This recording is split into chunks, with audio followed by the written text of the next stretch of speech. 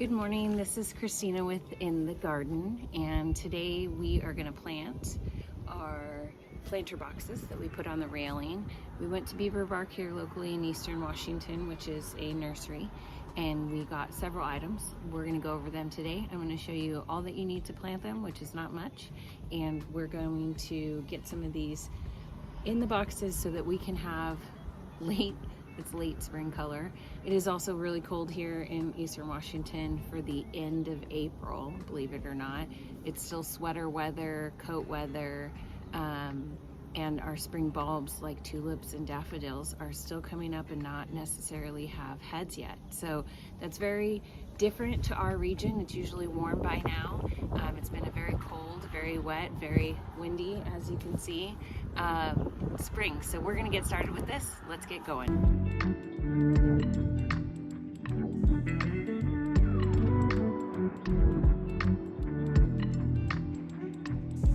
Okay, so this is one trip to Beaver Bark, which, you know, you could do this in any trip to any nursery and only fill these containers. Well, kind of. I mean, some of the stuff is for the garden. So let's go through it. The only thing you really need is a fertilizer. You can use Plant Tone or any Espoma products really that are organic, and a fertilizer. Then I have gloves and a shovel, so you'll need that. You could also use your hands. Some of these will go in these planters and some will go into the landscape in the garden. So let's go over them real quick. This is lamb's ear. Sorry, it's really cold here, so if I'm sniffling. We have 4 planters of lamb's ear, and it will actually go into the front flower beds. And I love lamb's ear because it adds texture and green, and it is super soft. The reason it's called lamb's ear is it has a fuzzy growth pattern on their leaves that feels soft. That's why I keep rubbing it.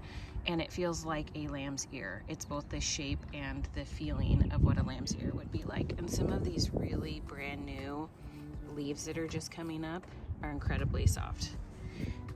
Then we have bunching onions. So at Beaver Bark they had some bunching onions. So basically you would take all of these apart. We'll show you these later.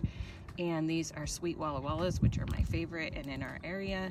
And we're gonna plant these all in the garden. There is probably, I don't know, I would guess 30 bunching onions, maybe 50. 50 would be a lot, but I wanna say 30 for sure. Then these back 2 are eggplant, actually 2 different varieties of eggplant. Let's see, this one is the Millionaire, which is a long, slender one. And then this one's Black Beauty, which is more your traditional one that you would see in a grocery store. This is cabbage right here, just green head cabbage. The items that'll go in the planter are these Dusty Miller. Dusty Miller's really awesome. It almost takes on, it reminds me of arugula actually, but also again, very soft foliage, kind of a fuzzy texture. Our ground cover. This one I'm not sure where I'm gonna put. I did love it, the sassafrage, is that how you say it? This one looks partial shade. I don't have a lot of partial shade, so I'm gonna have to figure out where I'm gonna put that. And then this one is full sun. So this one's gonna be great. This is a creeping, sun-loving ground cover. And then we have over here. So these are probably my favorite. These are the beautiful coral petunias. So those are gonna love the sun up here. The ones back here are violas, and they're yellow, and they're such a pretty yellow. And then these are petite dahlias. And so the different varieties, now petite meaning they're gonna stay smaller than your normal dahlias, and they love full sun. So part of the reason I decided to put them in these planters was because they're going to get full sun, and as long as they're not gonna get long and leggy like they like to do, we should be okay. This one is the Candy. This one is Paula. Oh, I just love the color. Let's see if it'll focus. This one's beautiful too. I love the names. Louise. So these are, again, violas, petunias, daffodils. We're gonna put Dusty Miller in there, and that should be it. This is the pepper that we overwintered, getting its fill of sun, and we're gonna use that plant tone, and then we're gonna get them all in the box and I'll take a picture for you guys. And again, the lamb's ear, the vegetables will go in the vegetable garden, and the ground cover will go into the beds. So let's get going.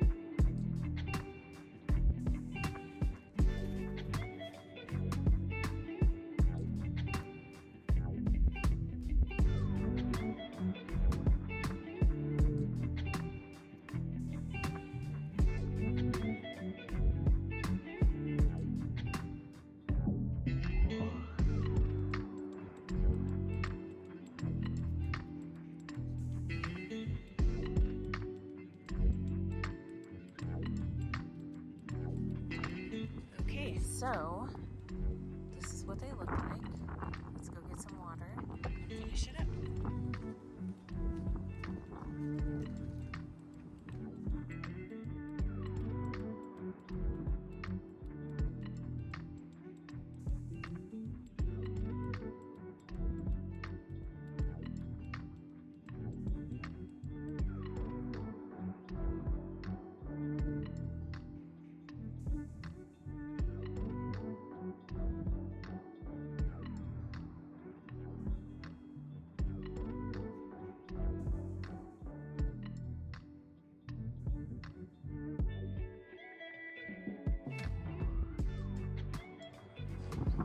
Okay everyone, that was our only task today, was these planter boxes. And this is what we have left. So we've got the lamb's ear, ground cover, veggies, and some of the other petite dahlias. And this is what the other box looks like. These will fill in and I will put up some progress pictures. All right, have a good day. See you in the next one.